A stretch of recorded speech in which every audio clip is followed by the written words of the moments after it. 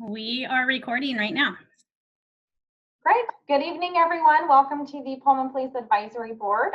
Today's January 11th. I am Stephanie Rink, the chair. Welcome, and I'm glad that you are all with us today. Darby, you will take attendance based on who is here. If your name is not shown, please let Darby know that you are present. And we will get straight to our approval of minutes. Does anybody have any questions about the minutes from December 14th? Or any comments or concerns?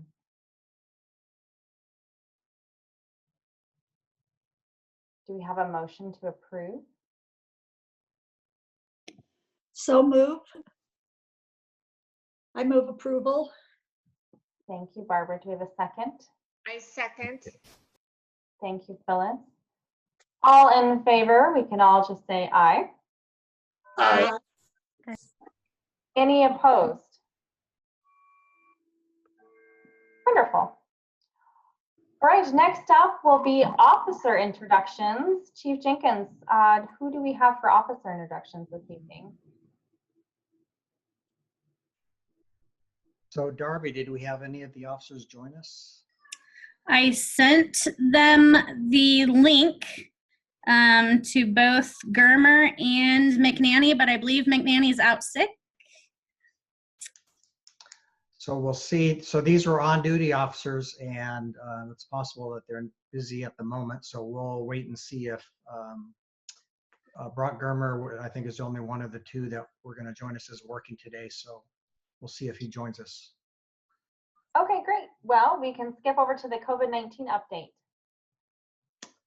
Okay. Let me share my screen.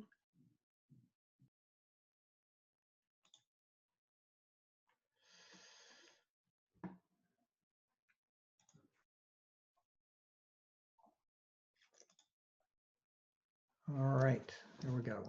So we'll just kind of, we'll start off with a little bit of a recap from where we've been here since this all started early last year. So our police facility was closed down for public business for the most part. We stopped doing fingerprinting services early in lobby for services. We started screening our staff with temperature and symptoms, and anyone that was outside the norm was sent home sick. And we initiated regular cleaning of all work areas and surfaces in the facility a few times a day. We also, when work was restricted to essential workers, our code enforcement was put off work, but our sworn personnel remained, as well as our records staff. Some of us that can work from home started working from home, and so that would be me and Darby, Commander Opka North, records support services manager Penny Revis, and our public records officer Josh Sanders. And so we're still doing some modified work from home still. And then when things started opening back up in the state, our code enforcement people came back to work. And initially we're just doing critical jobs, and then as things opened up, they started getting back to their regular duties. Our patrol went to 12-hour schedules,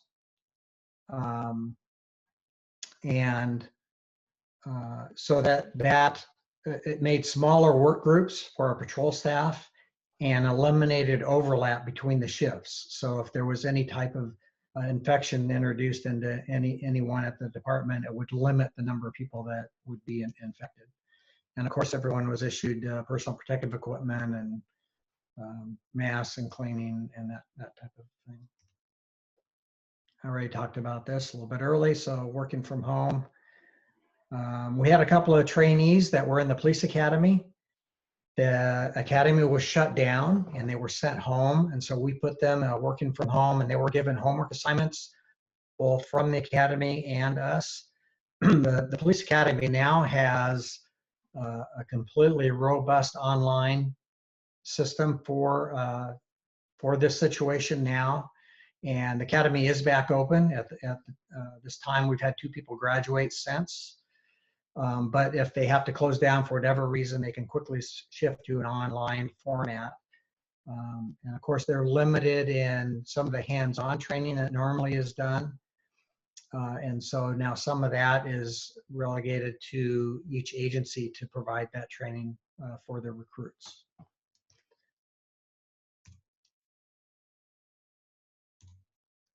I'm going backwards.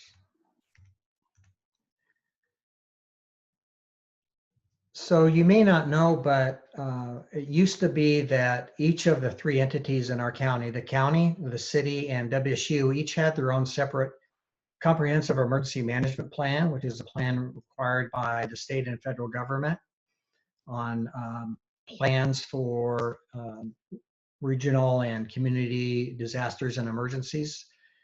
And we had been working for a number of years to develop a joint comprehensive emergency management plan amongst the 3 entities. And a couple of years ago, we submitted it and it was approved by the state. And so this has been, the timing was fantastic because it provides resources amongst all entities and it makes it much easier to work together and to be able to share resources, particularly when it comes to the state and WSU. Their ability to share resources was fairly limited before we had this joint plan. And since we have the plan now in place, it's much easier for them to share resources with others. And then, of course, we've been working with all these other entities and working through the county emergency management to get PPE from the state and provide those down the line to those that need them.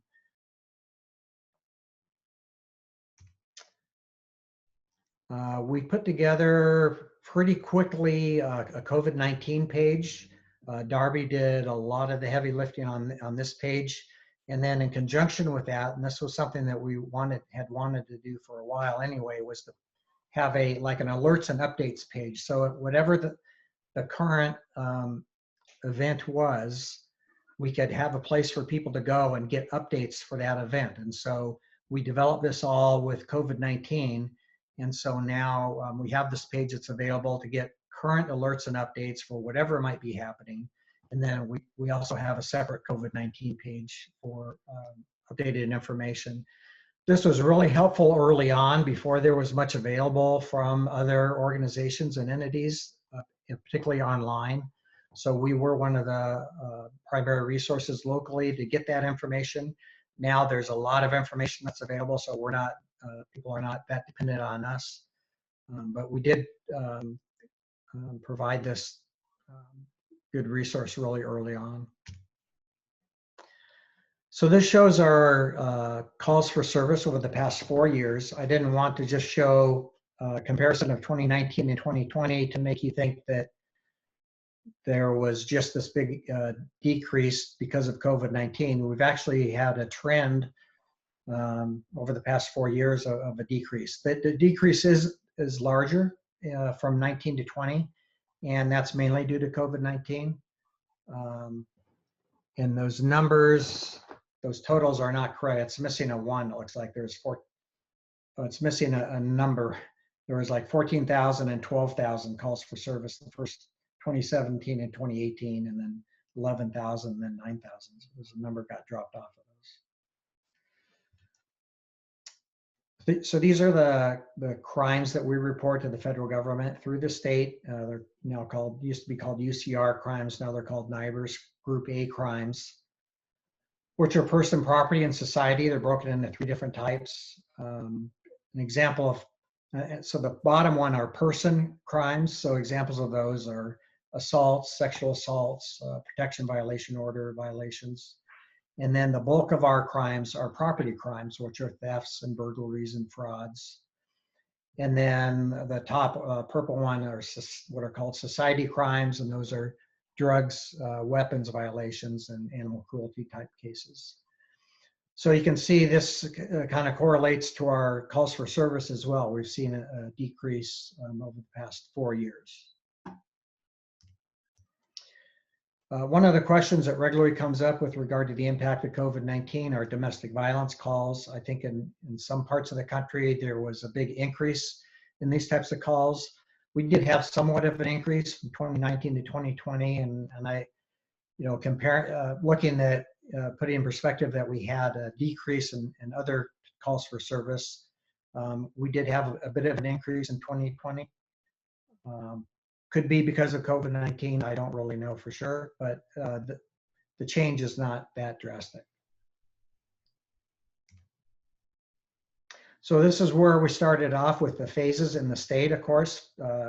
We made it to phase 3 before things were changed.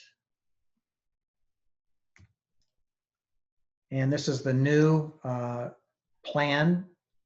We're now looking at a new phase 1 and phase 2, and all of the counties now are in phase 1. And this lists out. This is available on both the county and the state health department websites, and it shows the new what the restrictions are in each of those phases, and then what the requirements are for moving forward. And what we're looking at now is, instead of county by county, the state is broken up into different regions. So we're in the eastern region here in yellow. And so all of these counties, they will compile all of their statistics together and determine when we can all move forward as a region in those different phases. So to move on, we're all in phase 1 now with the current restrictions in place. And so these are the criteria for moving from phase 1 to phase 2. So it's a percentage of over a 10% decrease of a 2-week rate of cases per 100,000 population. Also new hospital admissions, and then ICU occupancy levels. And then last one, COVID-19 test positivity rate of less than 10%. And then once we get to phase 2, these are the metrics that will be used to determine whether we can stay in phase 2 or have to move back to phase 1. And again, they're the same, basically the same as going from phase 1 to phase 2. This is where we are. This is the latest that the county had posted on their website as of this morning. But the numbers there, as far as total cases, hospitalizations, and deaths, those were updated today. So that's where we are on total numbers. Also, WSU is conducting tests for all returning students. They're making that mandatory. They're averaging 200 to 300 students a day. At least last week they were. And out of just over 1,100 tests, they only had 5 come back positive. And then in Washington State, in comparison, Washington State has 260,360 cases and almost 3,700 deaths. So here's where we are measured with the current metrics that are used for the new roadmap to recovery by the state. The county just put this out today. I asked them about if they were going to put together, either they were or the state, because a dashboard showing this information. We don't really know yet if that's going to show. They had a dashboard under the old metrics, but currently there is no dashboard on their website for the new metrics. But this is something the county did send out that's helpful for us. So it shows that we, in 2 of the areas, we meet the criteria, but we're the 14-day trend in hospitalization and 7-day % positive were below. And of course, our numbers are combined with the rest of our county, or I'm sorry, the rest of our region, which again are these counties here. So this shows the vaccination rollout planned by phase. We're currently in phase 1A, which generally speaking is high-risk workers in healthcare settings and high-risk first responders. It also includes those in congregate settings like long-term care homes. So the county has already administered to all of those in most of healthcare and first responders, to those that want vaccines. At the city, all the firefighters and police officers just received their second vaccination yesterday. I think some might still be getting some on Wednesday, but most of us have received both of them. We're not making it mandatory for our staff. It's optional, so only those that want them are getting them. So in the police department, we have about 10 people that volunteered to get them, and then we have another, as far as our sworn staff, and another 5 that got COVID-19. And it's not recommended that they get a vaccination at least for 90 days following their having COVID-19, because they already have an immunization for about 90 days. So they'll have the option to get that vaccination after 90 days. So that would include half of our sworn staff, and the other half of our sworn staff have not volunteered for the vaccination. The state wants to move through this process and sync as much as possible for the entire state to move at the same time as much as they can. So even though we might be ready to move to 1B or 1C, the state is really asking all of the county health departments to stay in sync with the rest of the state and wait for directions from the state. So I know that locally they should be done with 1A probably by the end of this week, and maybe pick up some stragglers the following week. So we'll be looking at moving to, excuse me, 1B soon. But again, that's going to depend on where the rest of the state is. This information is available online as well. The details of each of these phases is not available yet. Phase 1A, they did release the details on that. So there's like 3 or 4 pages of really detailed information about who this includes. We likely won't get the full details of 1B until until the state wants us as a county to move forward with 1B. So we won't be seeing a lot of these details until we reach each of these phases. This is a projected timeline provided by the state for where they think we will be with each of these phases. And again, it's going to depend on how quickly some of the regions can move through their vaccinations, and then the availability of the vaccinations as well. Initially, Whitman County received the Pfizer vaccine, and then when Moderna became available, Whitman County did not get the Moderna vaccine, and the reason is because Whitman County has a very large capacity to store the cold storage vaccine. The requirements for the Pfizer vaccine is somewhat restrictive and requires a lot of cold storage. So with Washington State University here and some of our healthcare providers, we had a large capacity for that. So because of that, there are other regions of the state that do not have that same capacity. And so they're making the Moderna more available to those areas than they are here because we're able to store the other. So that's the reason for that. And then there was talk that the second shipment of vaccines was a 40% cut throughout the state. And what really happened on that is it wasn't really a cut as much as there was an overestimation of what these number of vaccines that would be available on the second round. So the amount that we got was 40% less than what they originally thought we would get. So it wasn't necessarily that our shipment was cut. There will soon be available, and according to State Department of Health, it'll be next Monday. It'll be called a phase finder, where the public can go in, enter their particulars, and it will identify what phase they will be eligible to receive the vaccine. And I believe there will also be the option to enter in your contact information, and then you'll be contacted when that vaccination will be available to you. There is this page on the state website where you can enter in to see if you're eligible for 1A. So that's all they have at the moment for that. But the full range of the vaccination phases should be available by next week.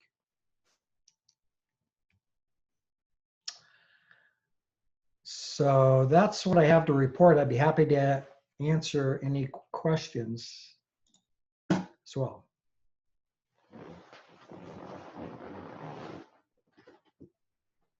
Thank you, Chief Jenkins. Were there any questions or comments? I just have a quick question on, since they've moved to does Whitman County have a plan for, recognizing that we've been a hotspot, right? And a true outlier given the university. How does that impact if the region is able to move forward, but the county within the region is still an outlier? We're all red by all metrics, and yet the region is given the go-ahead to move forward. Do we have a plan in place for how we locally handle that, given that we're authorized to move to a new phase, but the reality is by our own internal metrics, we would not meet that criteria? Well, now, I mean, if that scenario happens, because what's been happening is I think our metrics have been better than, say, Spokane County. But now that all of the metrics of all of those counties are going to be commingled, if our metrics are worse, it actually then will help us to be part of the rest of those counties that we're now being grouped with. Does that answer the question, Dr. Megan? I'm not sure I got your question right. No, I was just thinking in terms of it, by our own metrics, if we're in the red, so to speak, and all the region itself is authorized to move forward, we discussed it, how we'll handle that in terms of our own city regulations. Yeah, well, so that would be primarily through County Department of Health. We haven't really gotten to the point where we've discussed that yet. But I know there's a lot of desire to try to move things forward, such as businesses reopening and schools. And of course, the school's already on a plan on reopening. But there has not been a talk about doing anything different than what the current plan is. But that new plan was just released, so there has not been really opportune time to discuss that yet.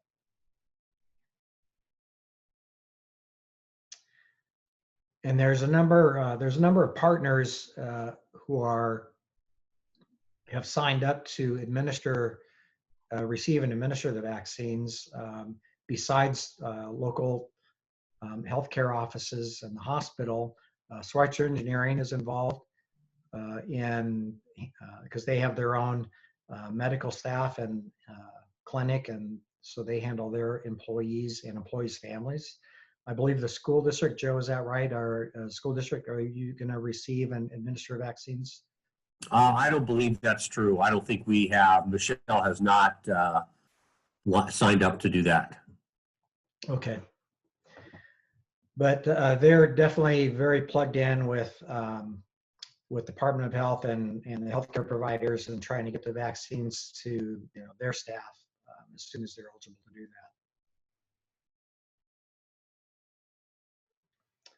And I know I see Joe on a couple of meetings a week. Those of us that are involved in this are attending.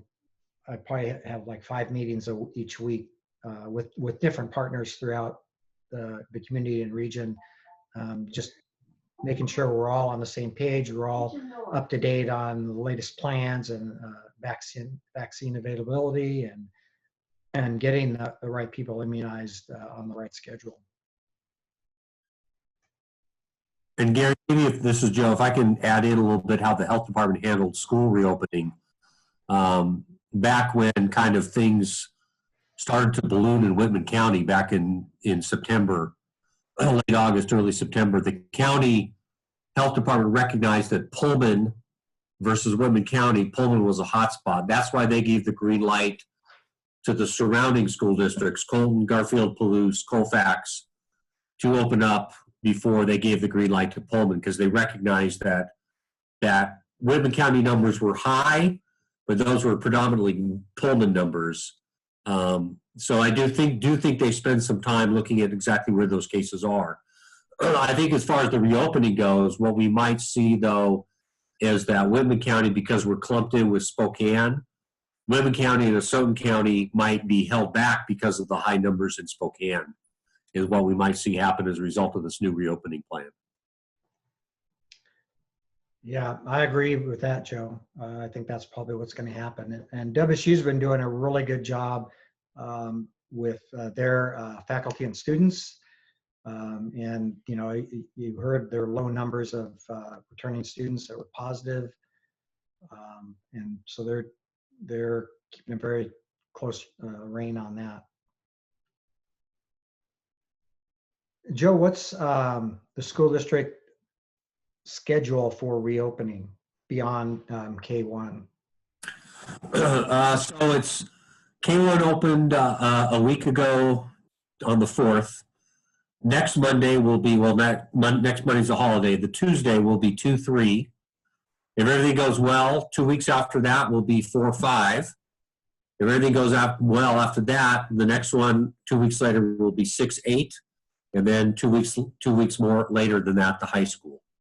So that is the current plan. Of course, that's all going to depend on what the infection rate's doing. And let me also say that the school district's kind of doing 3 testing scenarios. We did some baseline testing and continue to do that in conjunction with Pullman Regional Hospital, just to kind of get a baseline of staff. Are there any asymptomatic positives out there that we need to know about? We are also teaming with WSU to do wastewater testing in the schools, and that will allow us to identify, okay, are there schools that are hotspots that maybe have students or staff that are asymptomatic but positive for COVID? And then we can emphasize some testing there. And then we are working with the Safe Schools Coalition, which is a Gates Foundation funded project, to do cheek swabs as a test for people, and that's voluntary for both asymptomatic and symptomatic people, and we'll get those results within 24 to 36 hours. So we're going to start that here in the next couple of weeks. So we kind of have 3 different scenarios that will help us kind of identify where there are problems before they are big problems, identify them before they become infecting a whole classroom or a whole school. And I haven't been involved in some of those wastewater discussions. You probably have, Joe, so correct me if I'm wrong, but I believe they're doing similar wastewater testing of WSU as well. Is that right? That is correct. We're basically following their testing protocol. They're processing the samples for us. But they're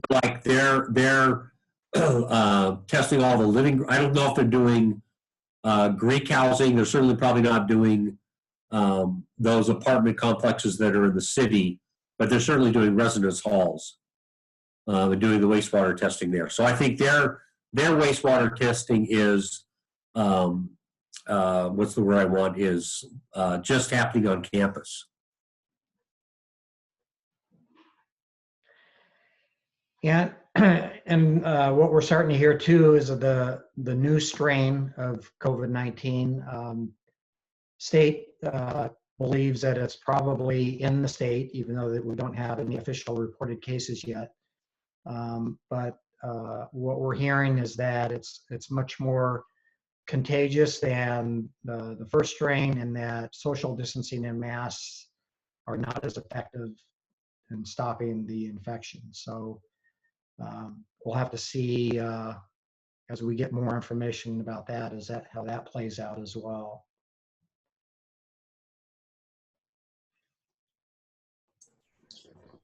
Is that the strain you talked about that first showed up in the UK then? Yes. Yeah, I believe in the US, the first reported case may have been in Colorado. And that was actually someone who had not been out of the country. So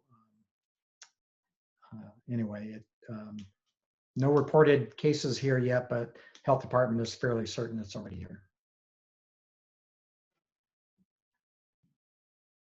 Well, thank you, Chief Jenkins, for that update. Are there any further questions before we move on to the police department update?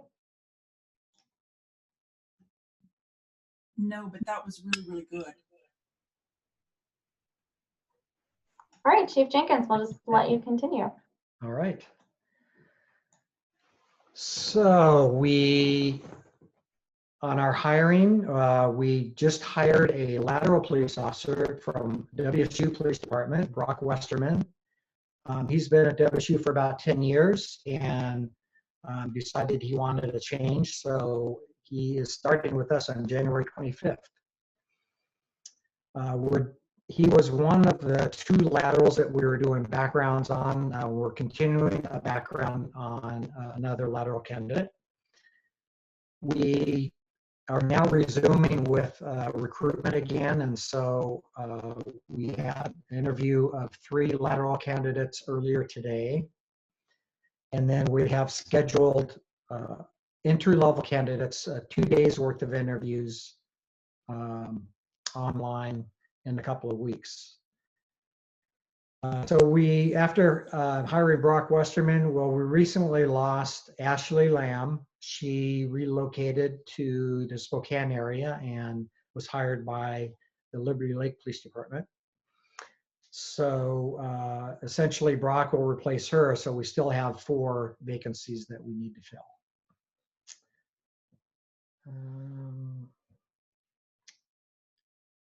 I think that's really about all that I have to report.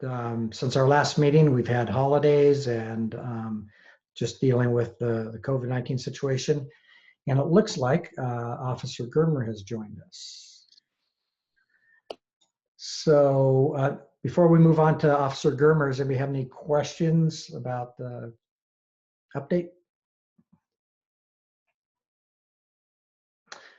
All right, well, let me introduce Officer Brock Germer. Brock, can you just tell us a little bit about yourself and how long you've been at Pullman PD and why you became a police officer? Hello, can you hear me? Yes. Oh, sorry. This is all new to me. So about me and why I became a police officer. Well, I don't know how much time you have or how much you want to know about me. So I guess I'll just keep it brief. So I grew up locally. I got deep family roots in this area. My great grandparents like homesteaded outside of Viola. So the Germer family is all around the Quad Cities. So I graduated back in '94. I joined the military when I was 17. My parents had to sign a waiver for me to go into the military. And I was a combat engineer, airborne. So I did a lot of demolitions, explosives, that kind of stuff, and jumped out of airplanes, which I don't know why, because I'm scared of heights. But it was just a challenge for me. So I did a total of about 10 years in the military, between active duty and the Idaho National Guard. And then I come from a family of law enforcement. so I guess I started out, probably back in 98 or 99, I became a reserve police officer. And I was also a parking officer. I think I was their first parking officer down in Lewiston. And then a position opened up here in Pullman as the code enforcement. But at the time, the position was different. We had parking officers and then animal control. And when I joined, they joined both positions, I guess. And so I did that for about a year, and I ended up testing for a police officer because that was always something that I was interested in. And about a year later or so, I was offered the job, and I've been here now as a police officer since 2002 is when I became the police officer. I guess why I wanted to be a police officer, that's kind of a difficult question, and there's many answers, but I guess I kind of have that sense of service. I kind of explain it like I help those that can't help themselves.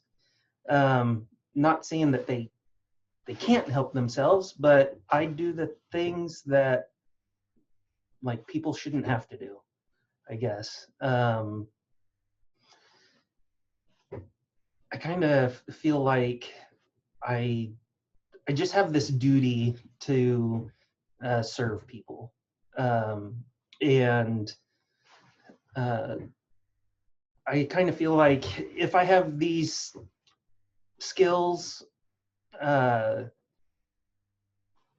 protect or solve crimes or whatever, you know, I want to use those for good. You know, I like solving problems, I guess. You know, whether it's like damage to property or thefts or whatever. I guess I just take satisfaction bringing people to justice. But then there's on another side is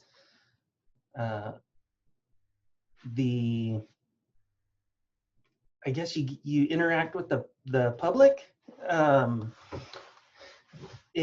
you know, we see people on their worst days, and I think that I have the kind of personality that I can give a positive experience to somebody, and you know, I'm helping them, I guess, in their worst, on their worst days. You know, from comforting people that, you know, lost a family member, to investigating like child crimes and stuff like that. I feel like I can really help people get over that negative part in their life. So, and then I like to interact with the public and talk. So I don't look at myself as like one of those, I guess like you do as I tell you to do. You know, I like going out and talking and interacting with people and helping them out. And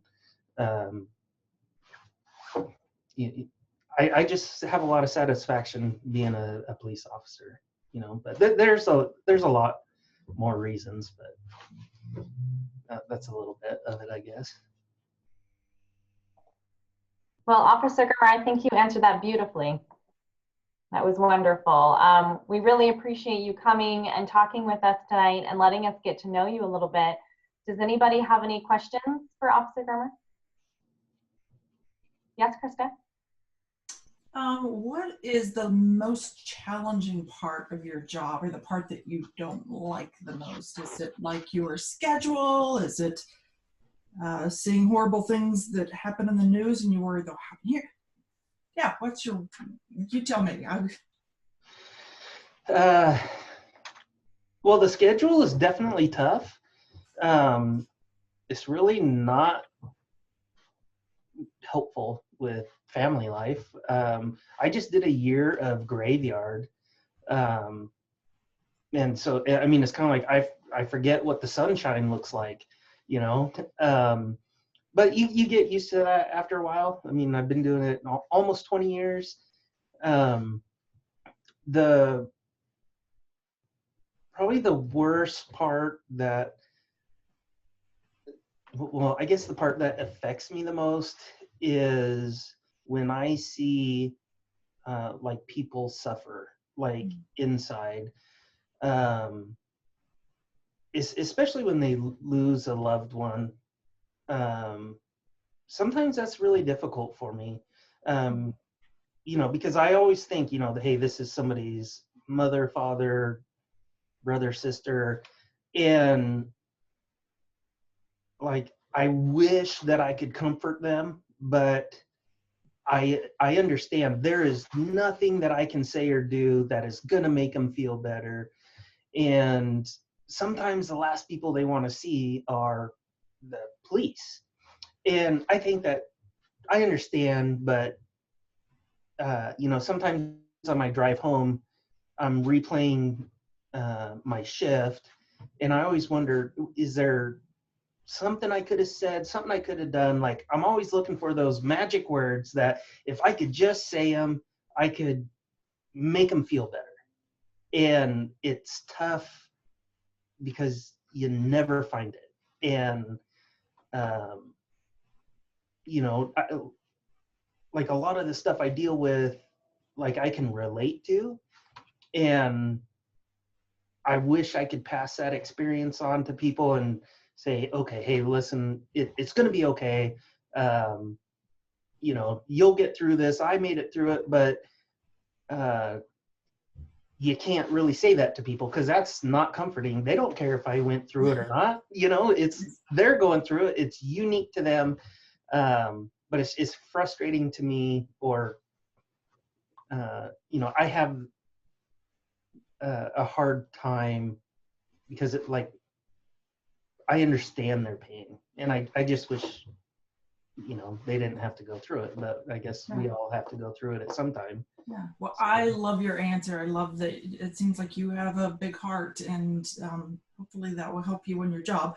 Conversely, what is your favorite part about your job? Have you had someone say, gosh, officer, you made this horrible situation not so difficult for me? I have, but those times are very few and far between. Sure. One of I guess the two times that it's happened to me is it was early on in my career, and a guy had wrecked his motorcycle in the parking lot, and he was drinking, and I ended up having to arrest him for DUI. And I talked to him a little bit, you know. He wasn't much younger than me at the time when I became a cop. And I remember having a positive interaction with him. And then like several years later, during a football weekend, this guy comes up to me, and he kind of looked familiar to me, but you know, I've seen thousands of faces. And he came up to me and he remembered my name, which always, you know, unfortunately, if somebody knows my name, it's because they either like me or they really dislike me. And I'm hoping that they like me, you know, because you know, there's, especially with today's environment, you know, we always have to be careful and cautious. But he started telling me about that night, how much that night affected him, and the changes that he made in his life because of that night. Good. And I was just a part of it. You know, I was in the right place at the right time, but at least I had a good interaction with him. And you know, it more than likely it wasn't me that changed the course of his life, but I was just that part that helped him, you know, come to that decision, like, okay, I need to start doing things different. That made me feel good. Another one was, we used to have this really big party house, and back in the early 2000s, we're talking 500 people or more would attend this house, and they would have big bands. And boy, I think I was the College Hill beat officer at the time, so maybe that was like 2007, somewhere in there. And I had built a rapport with these guys and was talking to them, and I was making a little bit of progress, but boy, howdy, they sure did like to make a ruckus. And I was just upfront and honest with them, and I was like, okay, hey, listen, you know what the law is, because I've explained it to you many times, and I've explained to you that, hey, it's only business. You know, this is my job. It's nothing personal. But if you keep doing this, I'm gonna get you when you least expect it. And they're like, okay, we won't have any issues. And I ended up getting them. They really upset me one night, and I ended up writing a search warrant for marijuana because it was illegal at the time. And we went into their house at like 5:30 in the morning. And they had been up all night partying, and they all went to jail, and they all had to go through the legal process and stuff. And then again, several years later, the people that were in that house remained friends, and they saw me out on foot, and they recognized me, and I recognized them. And they walked up to me and they go, you know, you cost us about $7,000 each. That's about how much we had to pay for legal bills and fines and all that stuff. And I was like, so did I cost you that money, or did you cost yourself that money? And they were like, it was us. And you know what? You were totally fair with us. You told us how it was going to be, and you were good on your word, and you did it. And that's it. And we ended up having a good conversation for a long time about what they were doing and things they had done during their college years and all this stuff. And it was just a real pleasant conversation with these guys, and I had arrested them. Good. You know, it was that positive interaction. And so those two times, I think about those quite often, because they were very rewarding for me. Just that positive interaction with them, I guess. So Good. I like that. Awesome. Thank you for being here this evening. sure, no problem. Are there any other questions for Officer Germer? All right, well, Officer Germer, thank you very much for being here. It was a pleasure getting to know a little bit more about you. Really appreciate it. Sure, no problem. Thanks, Have a Brock. great rest of your evening. All right, I will. Take care. Take care. Okay, bye. All right, Chief Jenkins, if you do not have anything else for the police department update, we will just move to the constituencies poll. If there are anybody who would like to discuss their constituency.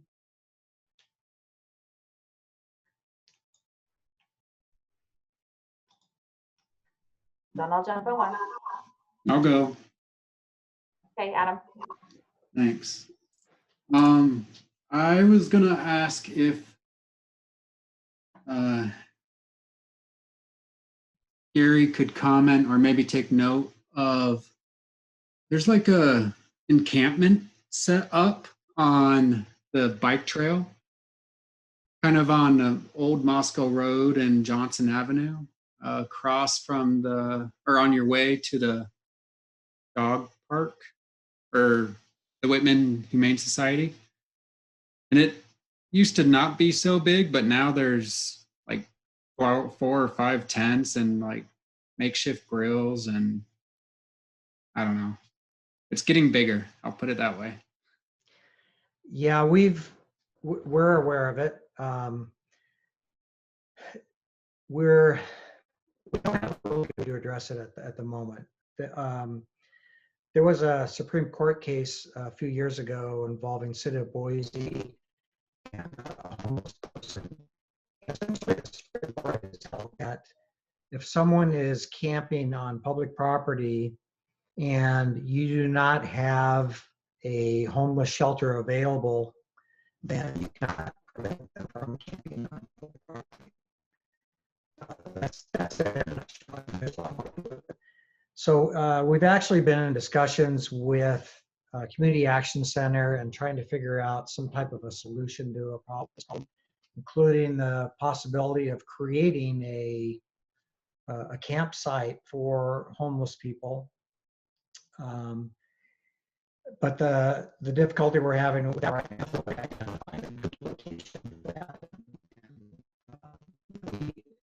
City property, if we had anything that was suitable, which we haven't really found yet. But we're still talking with Community Action Center and trying to come up with a resolution. So once we have somewhere that people can go, then they're good to go. And then we can regulate more really on where homeless camp out. But until that time, there's not a lot we can do. Gotcha. That makes sense. Thanks. Any other comments for constituencies? Okay, I would like to ask Joe a quick question. So for the reopening plan, are you saying the high school could possibly be back in school in person in March, first part of March? That is correct. That is correct. That would make me ever so happy. Yep. And I will tell you, a big part of that is going to be what happens with COVID numbers in Whitman County and Pullman when WSU students start to come back, because that's what we saw last summer. They were great all summer until, the population of Pullman increased, and then they went to heck. So that's good on that. Perfect. And the school district will keep us apprised of all those changes. Correct. Yes. Wonderful. Thank you. And so that's the modified, right? So that's 2 days back a week? Or is that? That would still be for 6-12, that would still be a hybrid model. Okay. And a big part of that is class sizes 6 through 12 are large enough that we can't fit all the kids in one room and keep social distancing unless we were to cut that population in half. We can probably do that at the elementary level. We could probably get all the kids in the class in there spread out safely, but at the high school and middle school level, we'll need to reduce the number of kids in a room at one time. So we'll still be doing a hybrid model with the 6 through 12 students. And I would anticipate that's going to be through the end of this year. Hopefully by this summer, there's enough vaccination out there and there's enough drop in COVID numbers that, knock on wood, come next late August, early September, we're back to normal. I think that's everybody's hope. That would be great. Thank you. Anybody else? Do we have any public comment? All right, well, our next meeting is February 8th. At that next meeting, we will be discussing the plan moving forward from the summit. So please come with any questions or comments with that. And if there's nothing else, we will adjourn. And have a wonderful evening. Thank you, everyone. Thank you, everyone.